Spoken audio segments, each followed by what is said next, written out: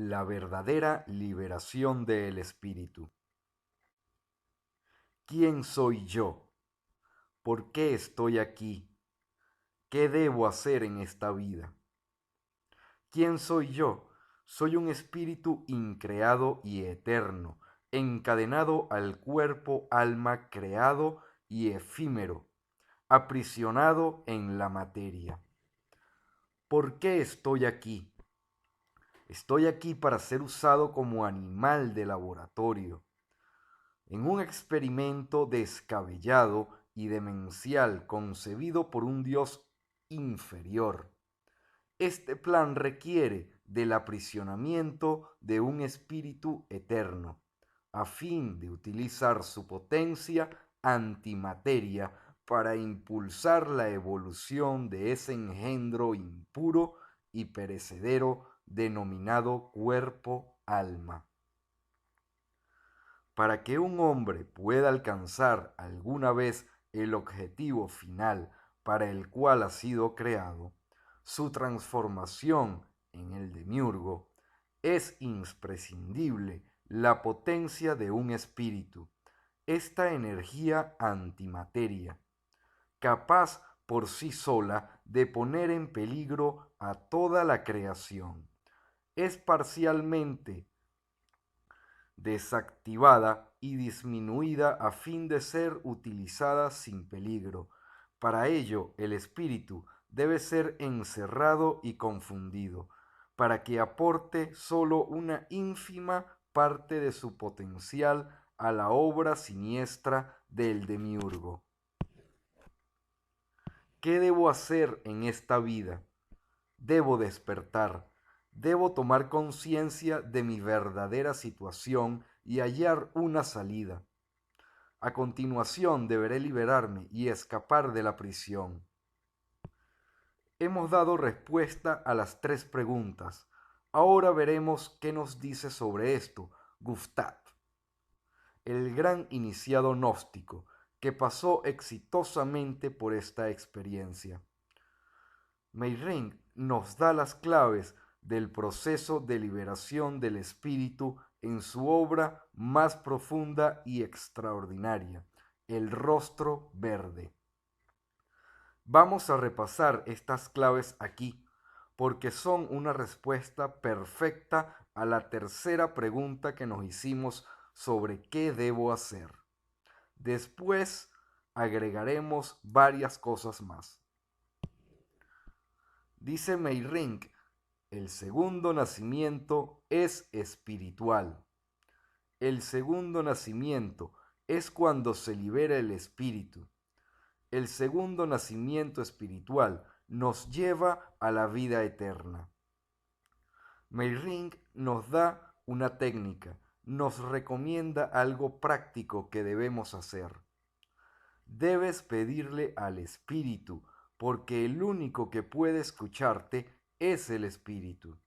Debes hablarle a él, pedirle solo a él.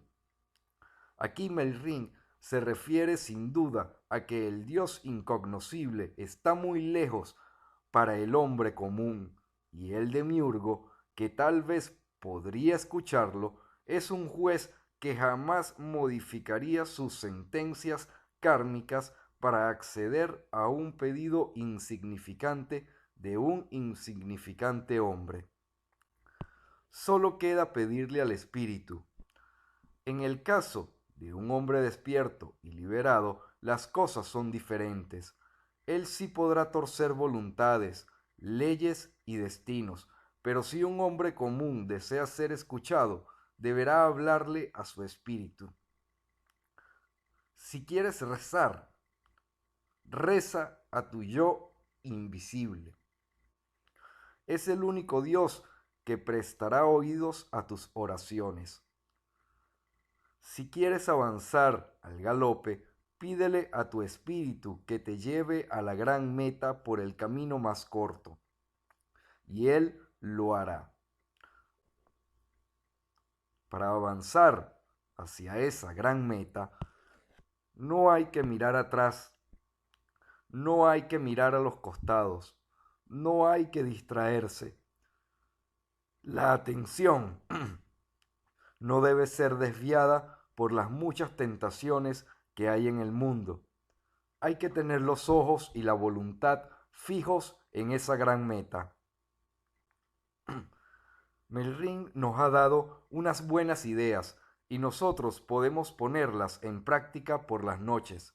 Estando acostados y listos para dormir, podemos repetir mentalmente frases similares a estas.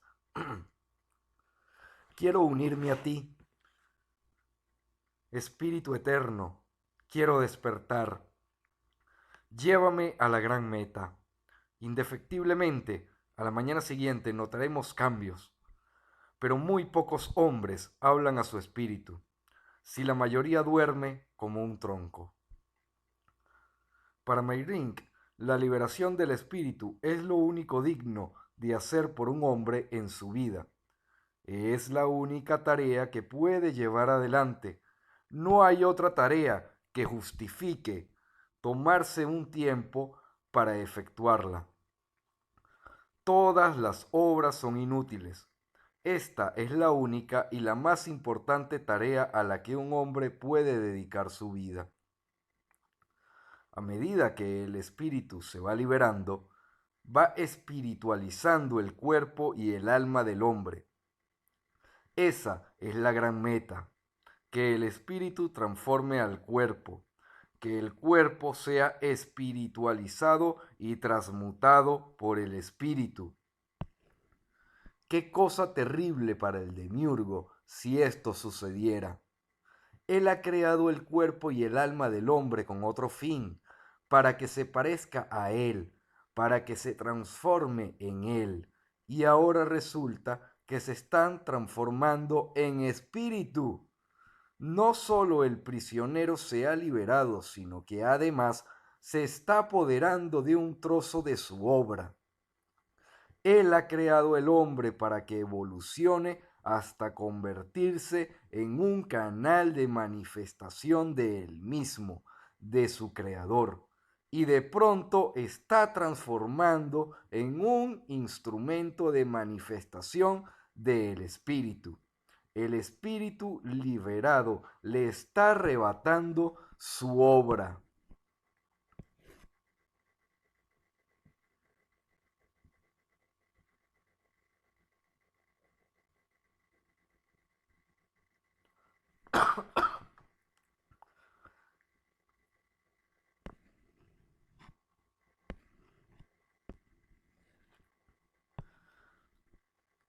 Más importante, y dando por tierra con sus planes, el demiurgo creó al hombre para que lo admire y adore. Y ha ocurrido lo contrario. El cuerpo y el alma del hombre han sido transformados por el espíritu en terribles opositores al Creador y su obra.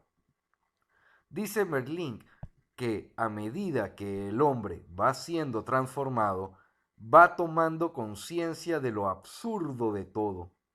Paulatinamente se percata que los demás hombres no son más que espectros y fantasmas, y que él mismo siempre ha sido un espectro y un fantasma.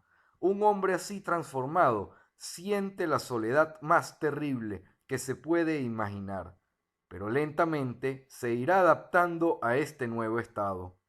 Irá superando todo lo inferior y la soledad que sintió en un principio, y llegará a un nuevo reino, la vigilia.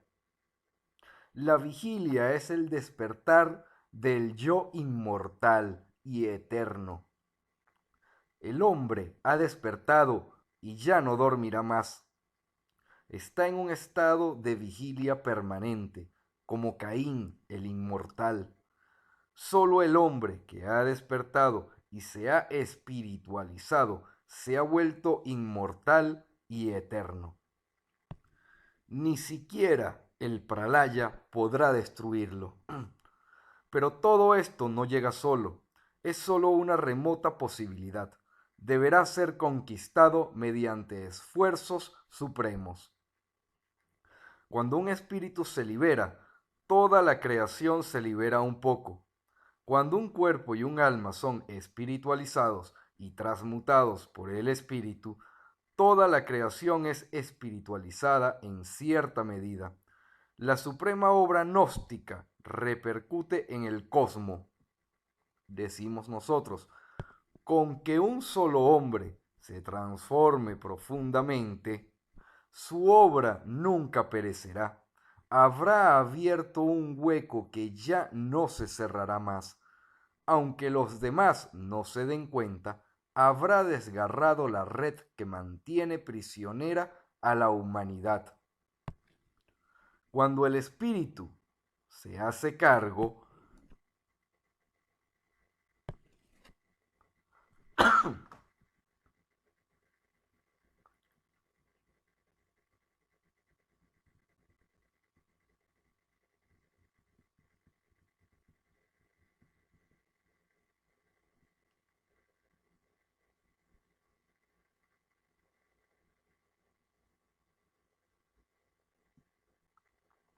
el hombre así transformado puede vivir en varias dimensiones a la vez, pues ha alterado el espacio y el tiempo. Él es un rey en estos mundos. Él se ha hecho un rey de toda la creación. Puede transportarse de un lugar a otro o puede estar en varios lugares diferentes a la vez. Así es el poder del espíritu. Veamos ahora qué nos dice la gnosis primordial sobre este proceso de liberación del espíritu. Para comenzar este proceso, el hombre debe elegir uno de sus yoes, el más fuerte, el más parecido a su espíritu. No importan los demás yoes, solo importa ese yo, el yo del espíritu.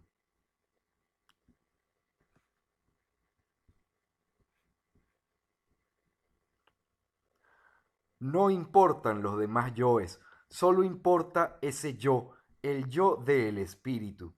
Hay muchos yoes en cada hombre, pero solo uno corresponde al espíritu. El resto son yoes del alma. Estos últimos impulsan al hombre a amar a Dios, amar al prójimo, poner la otra mejilla, compartir todo con los demás, colaborar en la obra de Dios. El yo del espíritu, por el contrario, es el máximo opositor al creador y su creación. Es preciso distinguir entre el yo que corresponde al espíritu y al Dios incognoscible, por una parte, y los demás yoes, verdaderas legiones de diablos, por la otra.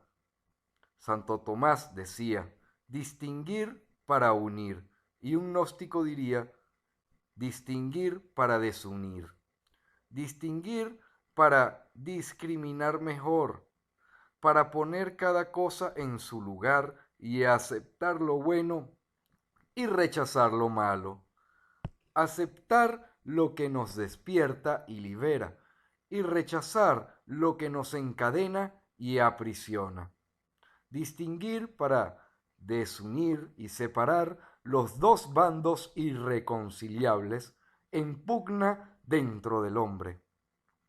Distinguir y separar para salir de la confusión, para situar cada cosa en su lugar que le corresponde. El espíritu en el hombre representa al Dios incognoscible. El cuerpo y el alma del hombre representan al Dios creador. Eso es lo que debemos distinguir, el bien y el mal dentro del hombre. Ya dijimos que el hombre tiene ante sí dos caminos y deberá elegir uno de ellos, el camino del espíritu o el camino del alma. Agrandar el yo o renunciar a él. Reflejar al incognoscible o reflejar al demiurgo. Quien elija el camino del alma será disuelto en el demiurgo. Quien elija el camino del espíritu deberá enfrentar al demiurgo y luchar contra él cara a cara. Única manera de liberar su espíritu. En esta lucha final, el demiurgo será la gran fuerza disolvente, también llamada Kundalini, el demiurgo en el hombre.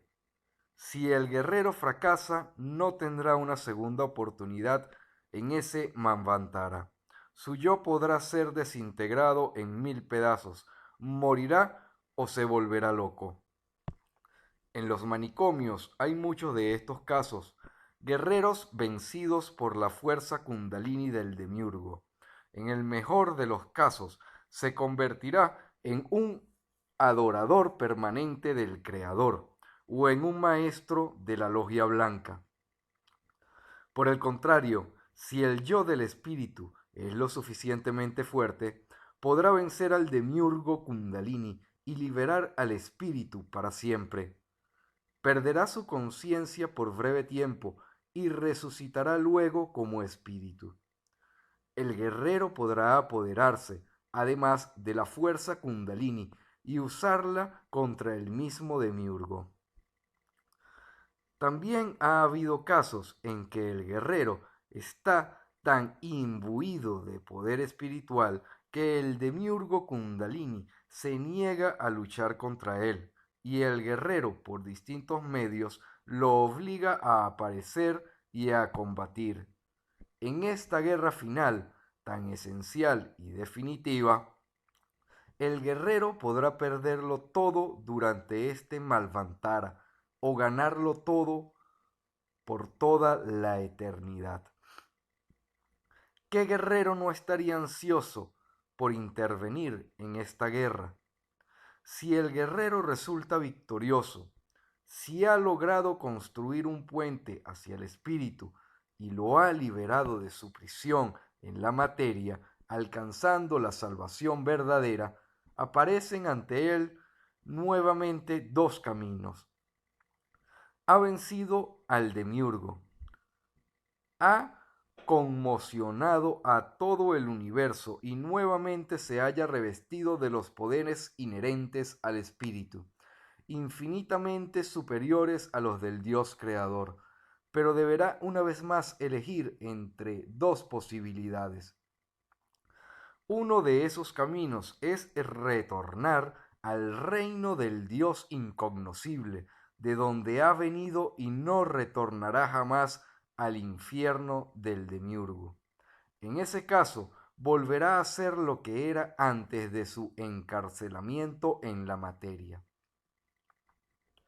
El otro camino, por el que generalmente opta la mayoría de los espíritus liberados, es quedarse en este mundo para luchar por la liberación de los demás espíritus cautivos. Entonces, o abandona para siempre su cuerpo y su alma y regresa al mundo de donde proviene, o decide permanecer aquí y continuar la lucha por la liberación de los prisioneros del demiurgo.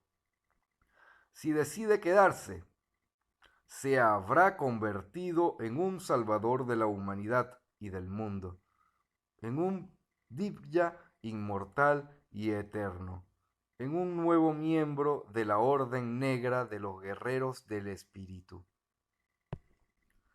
Cuando un espíritu liberado opta por permanecer en el infierno del demiurgo para continuar la lucha, hasta que haya sido liberado el último de los espíritus encadenados, deberá utilizar su cuerpo y su alma como instrumentos. Pero su viejo cuerpo y su vieja alma, creados por el demiurgo, no son aptos para contener a un espíritu que ha roto las cadenas y ha recuperado sus poderes. Sería inmediatamente desintegrados. El espíritu habrá de transformar primeramente su cuerpo y su alma, originalmente impuros, de materia demiúrgica y perecedera. El cuerpo y el alma serán transmutados por el espíritu en materia divina y eterna, el Vajra indestructible. El barrio y el aliento del demiurgo se volverán así puros y gloriosos, formarán con el espíritu una sola entidad, inseparable e indisoluble por toda la eternidad. El espíritu se habrá así revestido de Vajra, la materia divina que le permite actuar y desplazarse por los espacios y tiempos del plano del demiurgo, a la vez que producirá fenómenos sincronísticos casi continuamente. El Vajra, resuelto de la transformación de la materia impura por un espíritu liberado, es rojo como la sangre y más duro que el diamante. El Vajra es indestructible y eterno. No puede ser destruido por el demiurgo al finalizar un Manvantara. El espíritu triunfante ha arrebatado al demiurgo parte de su creación, un cuerpo y un alma, y los ha transformado en materia divina sobre la que aquél ya no tiene control. Por el poder del espíritu, lo creado se ha transmutado en increado. El demiurgo creó el cuerpo y el alma del hombre para que sirvan de cárcel del espíritu, y ahora resulta que el espíritu liberado los está utilizando como herramientas para oponerse a su obra y a sus planes. Ha llegado la hora de la venganza del espíritu. Decíamos que el espíritu se ha hecho una sola entidad divina con su cuerpo y su alma. Ahora será para siempre un espíritu, alma, cuerpo, por toda la eternidad. Esta entidad tendrá los mismos rasgos físicos que tenía el guerrero en el momento de su transformación. Joven, viejo, rubio, los mismos rasgos físicos que tenía en el momento de su transmutación en materia divina de Vajra indestructible. En este proceso de liberación y triunfo del espíritu, se dice que el cuerpo y el alma han muerto y han resucitado posteriormente. El espíritu los ha salvado y los ha integrado a él. El espíritu, ahora revestido del cuerpo alma de Vajra, se ha hecho distinto también a los demás espíritus. Ya nunca más será como era antes de su aprisionamiento. Un espíritu libre del plano incognoscible, decidido y decidió permanecer en el infierno demiúrgico y revestirse del Vajra indestructible por toda la eternidad. El Vajra será para siempre su marca y rasgo característico, la prueba perfecta de su triunfo sobre el demiurgo satánico y el signo distintivo de su transformación en salvador de la humanidad y del mundo. El cuerpo y el alma, divinizados e incorporados por el Espíritu, serán el trofeo que ostentará eternamente como recuerdo de su paso triunfante por el mundo perverso de la materia creada. Hay un antiguo texto gnóstico en el que el Génesis es narrado desde el punto de vista de la serpiente Lucifer. Desapareció hace unos 1600 años y milagrosamente recuperado en el siglo XX en Nag Hammadi, Egipto. En ese texto llamado El Testimonio de la Verdad, hay alusiones a la influencia del espíritu liberado sobre el reino del demiurgo. Allí leemos que la resurrección acaece cuando se recupera el espíritu y más adelante la irrupción de lo inmortal en el reino de la muerte. En otra obra gnóstica hallada también en Nag Hammadi, el Tratado de la Resurrección, hay una referencia a este proceso cuando se muere y se vuelve a recuperar el cuerpo. En estas obras se nos habla de la resurrección del cuerpo después de la muerte. Solo un espíritu liberado y victorioso es quien provee la resurrección y salvación verdaderas. En el mito cristiano hay claras referencias a la obra del espíritu, prueba del origen gnóstico de esta religión. Cuando relata que fueron a buscar el cadáver de Cristo a la tumba y no lo hallaron, nos está diciendo claramente que su cuerpo era de Bajra y que se marchó con el espíritu. O sea, que se trataba de un verdadero salvador del hombre y del mundo. Esa es la mejor prueba. Si deseamos saber si un guía de la humanidad es un auténtico enviado o salvador, lo mejor que podemos hacer es ir a buscar el cadáver en su tumba. Si no lo encontramos, es porque su cuerpo era de Bajra y en perfecta unión con el espíritu se ha marchado con él. Además, en el cristianismo jamás se ha afirmado que Cristo se haya fundido con Dios o unido con Dios. Todo lo contrario, siempre se sostuvo que Cristo se halla con su cuerpo sentado a la diestra de Dios. Cuando se dice con su cuerpo, podemos agregar de Bajra. Estas referencias son claras. Cristo es una, Cristo es una entidad separada y el Dios al que se refiere no puede tratarse del Dios creador o demiurgo.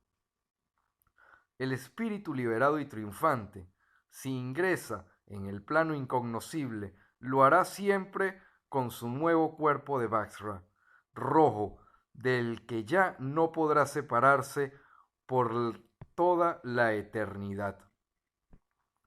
Un hombre renacido así es un dos veces nacido, es un sin muerte, inmortal y eterno.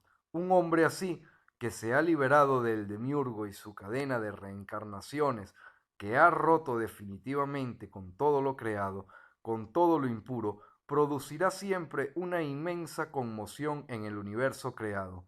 Cuando un espíritu se libera, toda la creación se libera un poco. Cuando un espíritu logra liberarse y vencer al demiurgo en el enfrentamiento cara a cara con él, éste pierde fuerza y los lazos que aprisionan a los demás espíritus se tornan más débiles también. Cuando un espíritu ha decidido quedarse en el infierno del demiurgo, luchará incansablemente hasta que todos los espíritus hayan sido liberados y continuará luchando hasta que el demiurgo, debilitado, cese sus respiraciones perversas de Manvantaras y Pralayas, hasta que ya no pueda crear nada más y termine por desaparecer. Así habrá desaparecida toda la dualidad y el mundo volverá a ser uno solo, el reino eterno del Dios verdadero e incognoscible.